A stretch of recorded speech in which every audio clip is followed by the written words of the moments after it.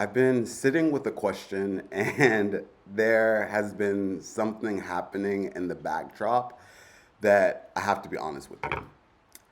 Because before I can tell you what the question is, I've been absolutely exhausted.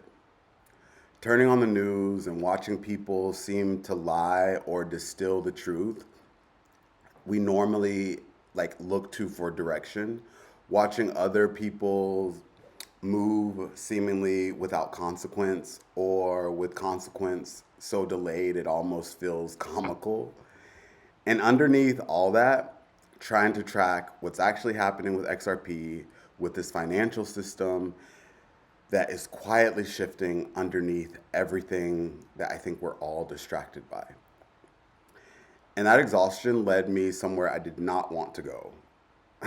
To a question I did not want to ask. And it's, can XRP be used at scale by banks, institutions, by the entire system that is moving on chain right now, and the price not be impacted? Not in a major way, at least, or potentially not at all. I sat with that for a while, a long while. Because if the answer is yes, and I'm going to tell you that I believe it is, then everything that the XRP community has been holding onto looks a lot different. And everything Ripple has been building looks different also. But I'm getting ahead of myself. The question itself is simple. Can XRP be used at scale and the price not move? And let me show you what I mean. The velocity problem. Here's how XRP actually works when an institution uses it. Think about it like what happens when a bank in the United States needs to send value to a bank in, say, Mexico. Two different currencies, two different regulatory systems, two different sets of rules about how money crosses that border. Traditionally, you need a middleman, a correspondent bank with accounts on both sides, relationships with both governments, and enough money sitting idle in both places just to make the transaction possible. That process can take days. It costs significant fees, and somebody is paying for all of that idle liquidity. XRP removes the middleman. The US bank buys XRP. It moves across that corridor, across that currency and regulatory boundary in seconds. The bank on the other side converts it to pesos. Done. Before a traditional wire would even begun processing. That route between two countries, two currencies, two sets of rules, that's what people mean when they say corridor. And here's the part that leads to my question. Because the institution that used XRP to move that value, they didn't hold it. They moved through it, in and out before the price had time to matter.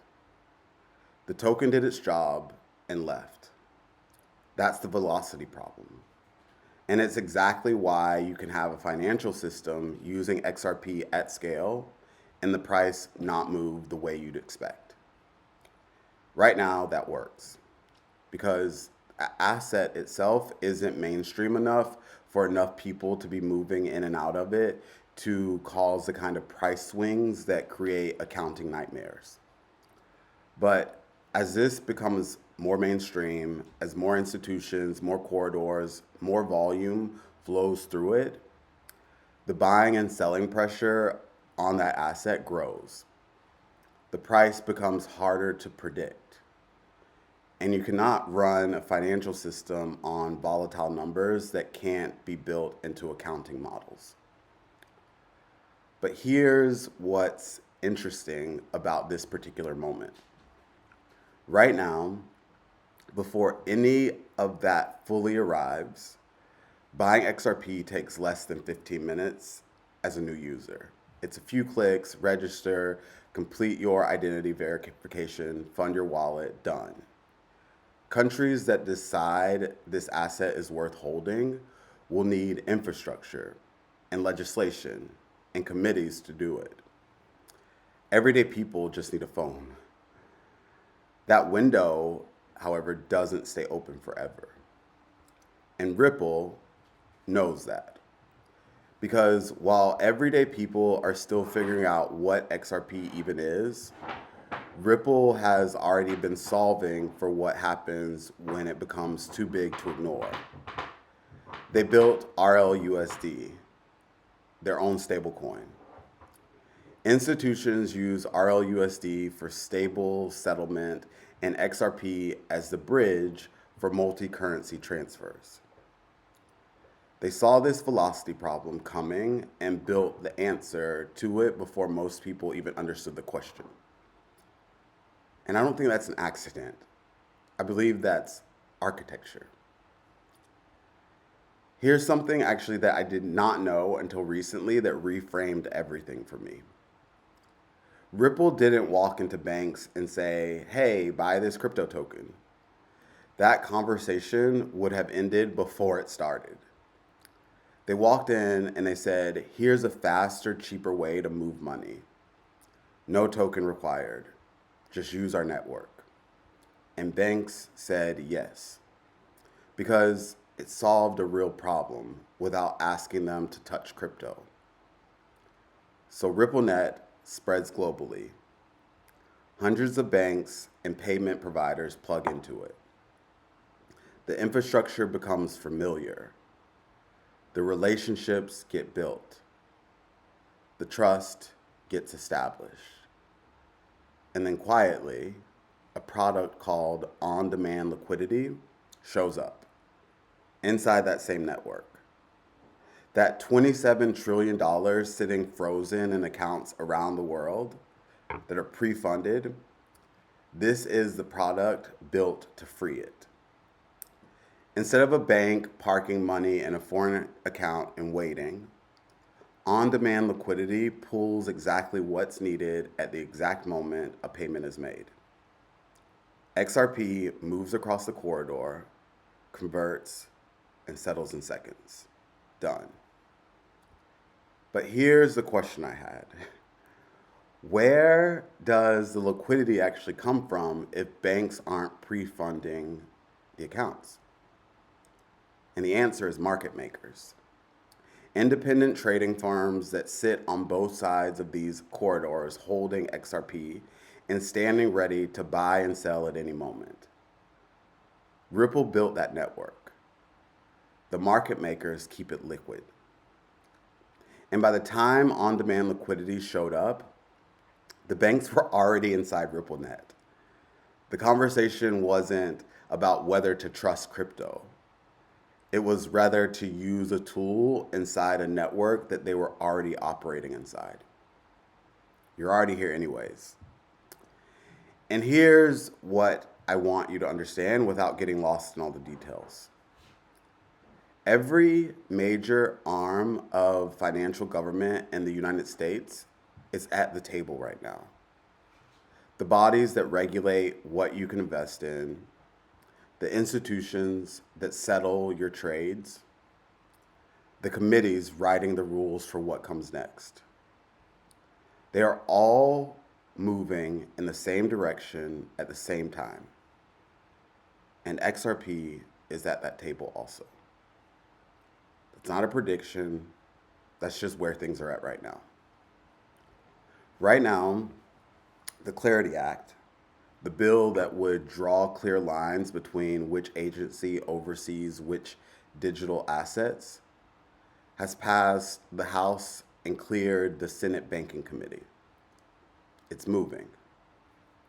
But Jamie Dimon, who is the CEO of JPMorgan Chase, the largest bank in America, has vowed an all-out fight against it on Capitol Hill.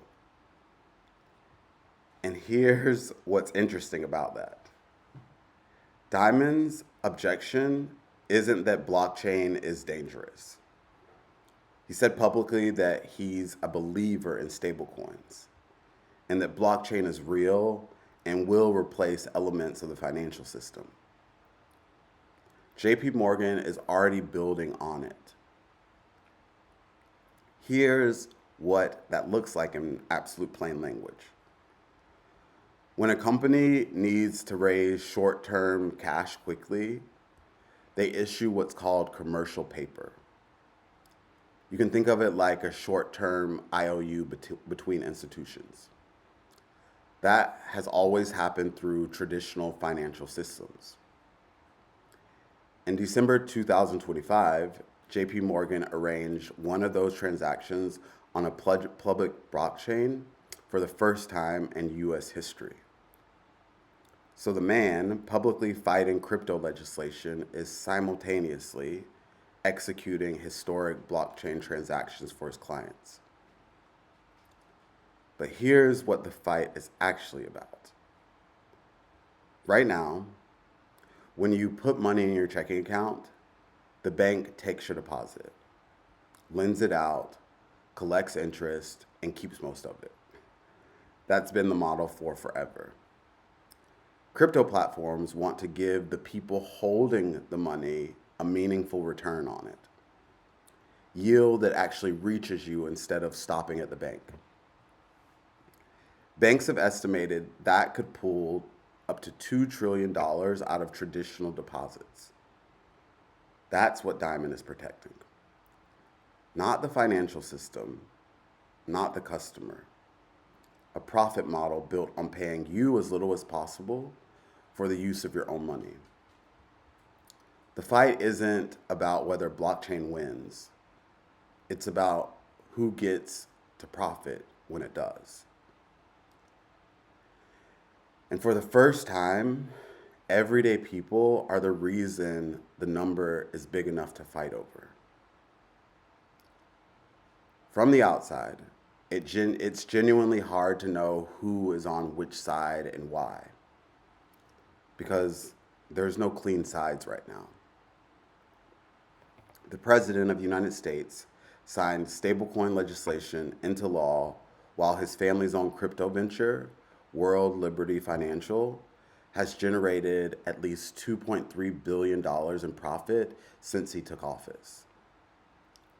UFC fighters, yes, UFC fighters, are receiving fight night bonuses paid in the president's own stablecoin at an event that was held on the White House lawn recently. And the Clarity Act has been slowed in part because lawmakers from both parties are demanding ethics provisions specifically about the president's financial ties to the industry he's supposed to be regulating. And here's the part that doesn't get talked about enough. The most visible cultural moment connecting everyday people to this space, a fighter saying something deeply offensive about a former First Lady of the United States on the steps of the Capitol, then getting paid in the president's stablecoin on the White House lawn. That's not a footnote. That's a continued impression for a lot of people, and I don't think a good impression. And for a significant portion of the population, especially the people who have historically been most excluded from financial systems, that association is not something you just look past. So, I'm not here to tell you what to make of all this. What I will say is that I keep sitting with a question. Is all this just noise? Or is it noise without an off switch?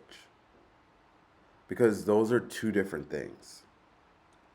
Noise you can step away from. Noise without an off switch is the environment that it means the environment itself has lost control. And if it's the latter, the question isn't whether to pay attention. It's how to hear underneath all of it. And the question I keep sitting with underneath all that is how long can that wall hold? Because here's what's happening on the outside of all of this. Economists right now have started calling what is happening a K economy. And what that means is simple. When you draw the letter K, the top line goes up, the bottom line goes down at the same time. That's what's happening right now. The people at the top are seeing record corporate profits, record bonuses, record returns. And the people at the bottom are seeing costs go up, wages stay flat. And the distance between what they earn and what things actually cost seems to get wider almost every day. Many can feel it every week when they go to the grocery store. Prices that change in front of their eyes. NBA finals tickets that everyday people cannot afford. A World Cup on home soil that most Americans will watch from their sofa. Not because they don't particularly care, but because the price of participation keeps going up while everything else stays the same or gets harder. I know this is a lot to hold. And I know what's competing for your attention right now. It's loud out there. I would even say louder than usual. People in the comments of different videos that I watch saying, what's the point?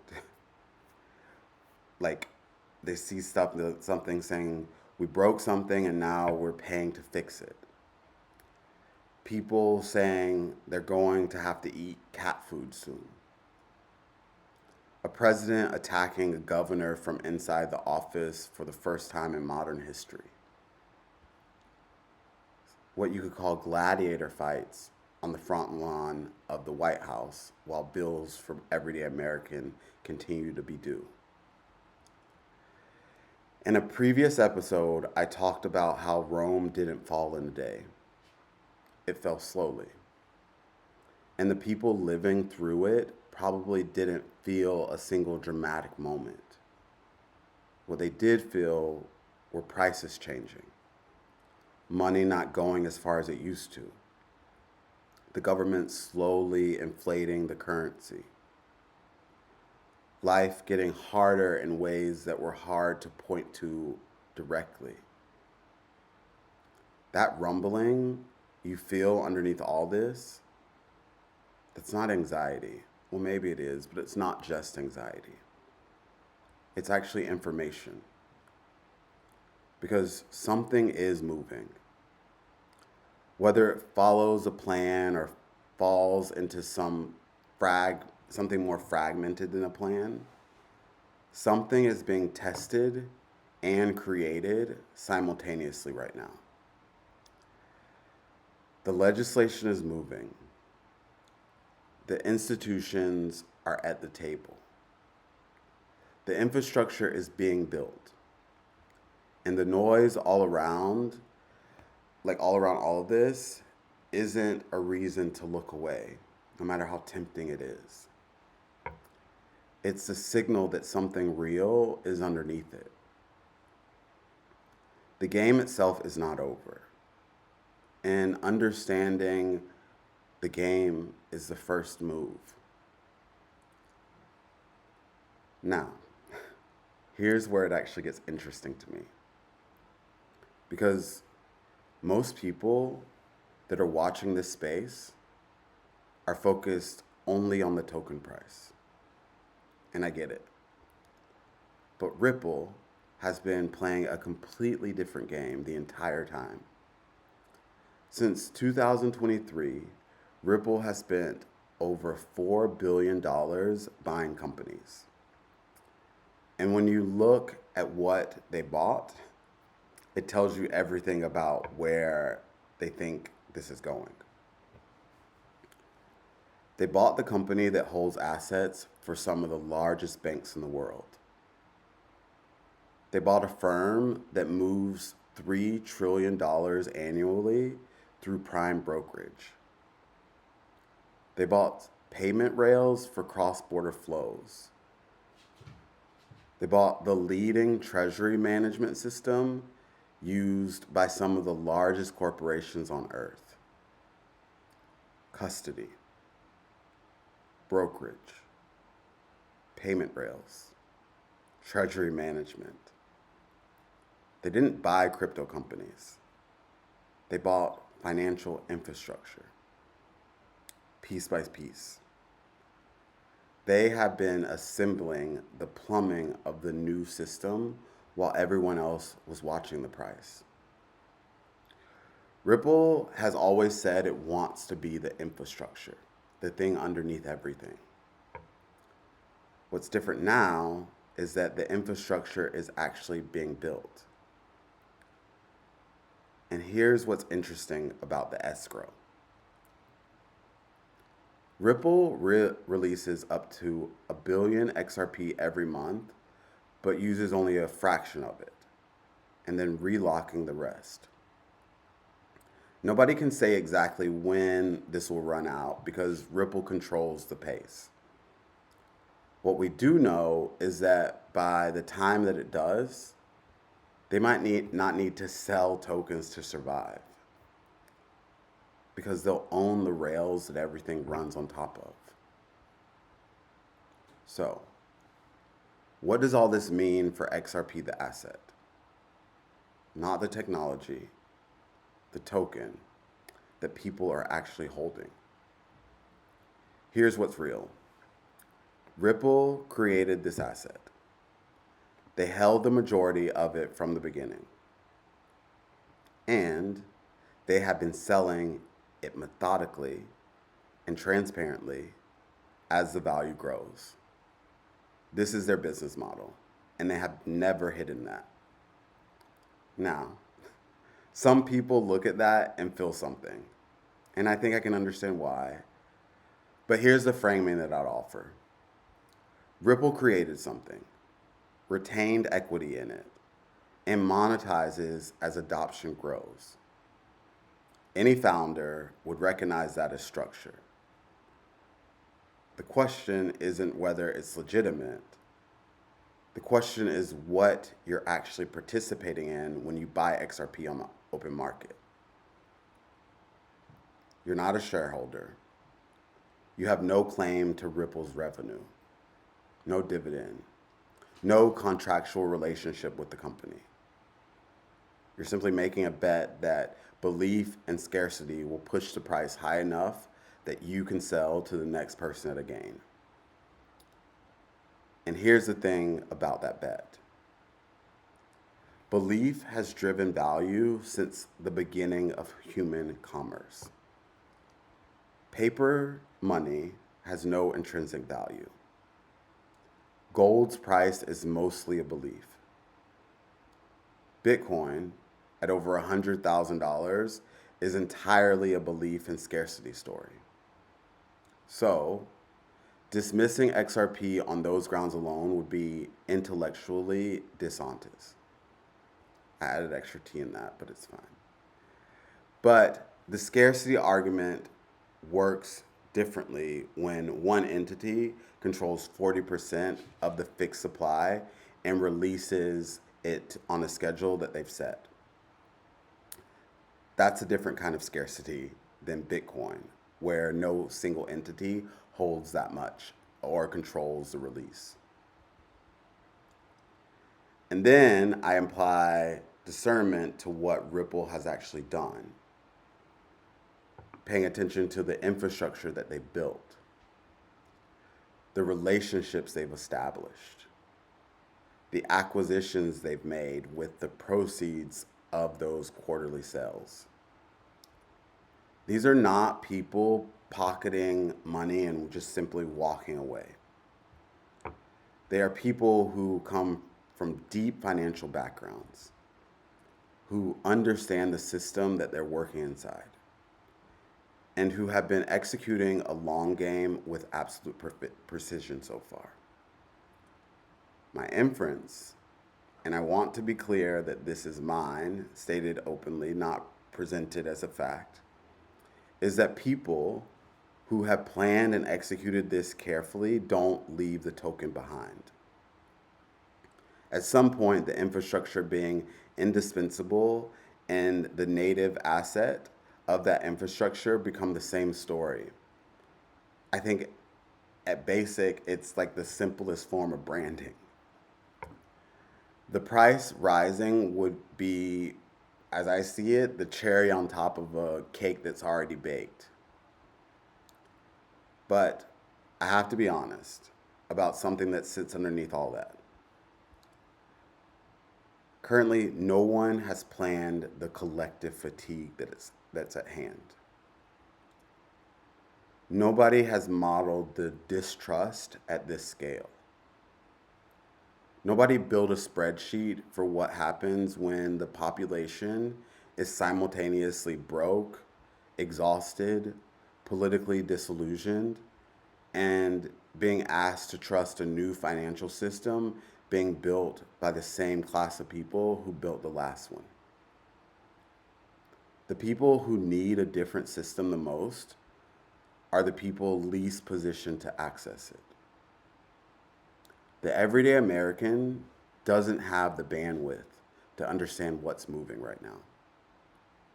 And even if they did, the stablecoin open table isn't open to them. The institutional working groups aren't open to them. The infrastructure being built to serve the financial system is being built by and for the people who already understand finance. And I want to sit here for just a second, because all of this assumes a straight line, that the legislation passes, that the institutions follow through, that no election changes course, that the people building this have enough time and enough stability to finish what they've started.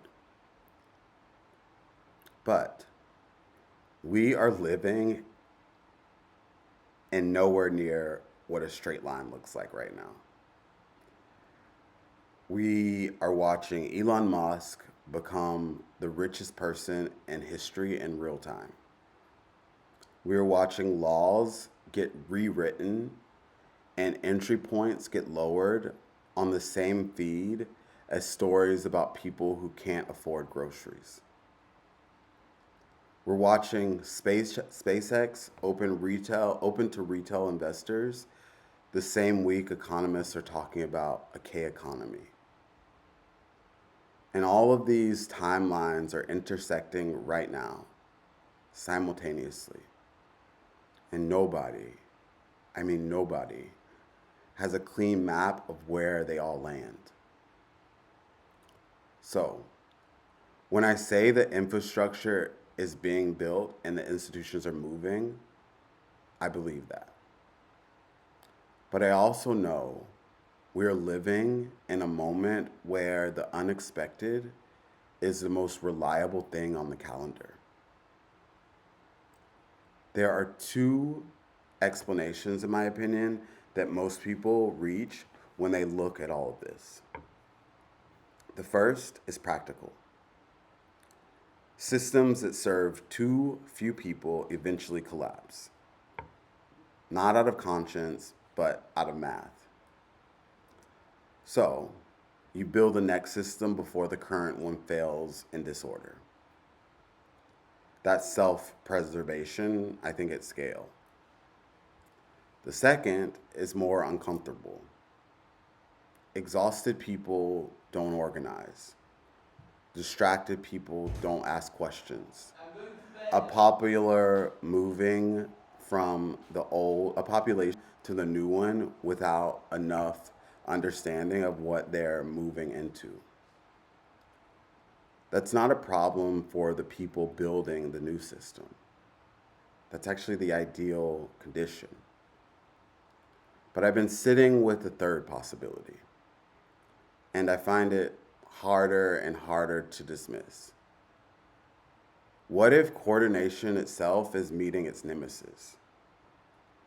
Not from the outside, but from within, the weight of what it created. The noise that was supposed to keep people distracted, I think, is so loud it's drowning out the signals the architects need to hear.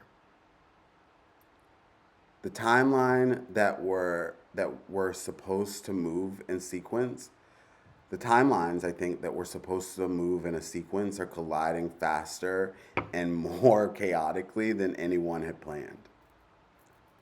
The fatigue isn't just making people passive. It's producing something else completely.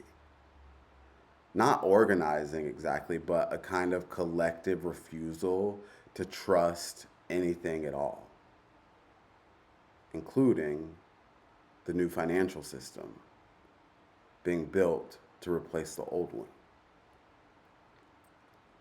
Every empire that fell didn't fall because someone defeated it, especially someone from the outside. It fell because the coordination that built it eventually couldn't hold the weight of what it created. That might be the wild card that no one has a spreadsheet for. But here's the question I keep coming back to, and it's the most honest one that I think I can ask. I think about a symphony. There's 300 musicians. Each one knows their part. Each one is trained, positioned, ready. But without a conductor holding the full vision of what the music is supposed to sound like, what you get isn't a symphony. It's 300 people playing at the same time. The infrastructure being built right now is extraordinary. The acquisitions are real. The legislation is moving. The rails are being laid. But all of it requires human beings with aligned intentions to see it through to something that actually serves more than just the people already at the table. What happens if the conductor gets lost before the music resolves itself? I don't have an answer for that, but I don't think it will sound good. But I also think it's the question that should be sitting underneath every conversation about this new system. Is what is it going to mean for everyday people? And before I end, I want to go back to the original question.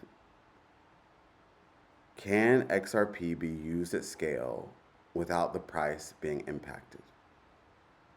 Yes, that's the answer.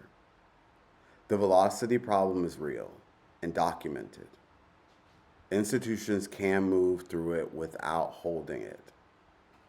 The technology works without the price moving. But the more important question is what that means. It means utility and price are two separate conversations.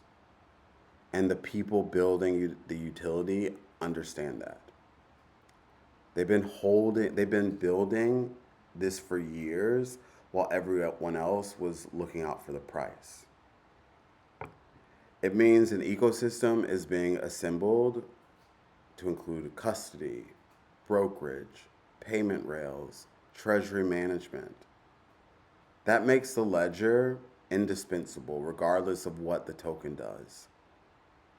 And it means that when you look at everything Ripple has done, the architecture, the acquisitions, the relationships, the long game, the question of whether the token eventually reflects the infrastructure beneath it stops being about hype. It becomes a question about whether the people who are executing this plan left a door open for the asset they hold the most of. I think they did. That's my read at least. It's not financial advice, just discernment applied to a pattern of behavior over time. But none of that matters if the conductor gets lost. The technology is real, the infrastructure is being built, the rails are being laid, and most people have no idea of that any of this is happening. And I don't think it's because they're not smart enough, but it's because nobody has been talking to them about it in a language that reaches them. And the ones who do catch a glimpse of all of this, who have lived through enough cycles of systems that promise something different and delivered the same thing, they aren't asking, will I be included this time? They already know that answer. They've always known it. The question I think that they've stopped asking is whether any of this is actually any different. That's the wall that doesn't show up on a white paper. And I know, this is a lot. Putting this together, it was like, where do I cut? Where do I bring in? But this is where we are. And I know also how exhausting it is to try and look at all of this with nuance and balance and without somebody else's frame already built around it. That's like a full-time job in itself. But here's what I keep coming back to. Life cannot keep moving this fast with this many systems colliding, this many timelines intersecting, this much at stake, without some surprises that don't just benefit a few.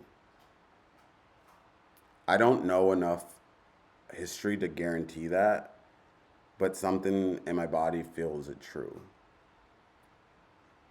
I started this episode trying to answer one question and I went to 6. But the main question was, can XRP be used at scale without the price moving? Again, the answer is yes. But nothing in this space, and honestly nothing in the world right now, feels capable of delivering a straight answer anymore. Every answer opens 3 more questions. Every layer of the onion reveals another layer underneath it.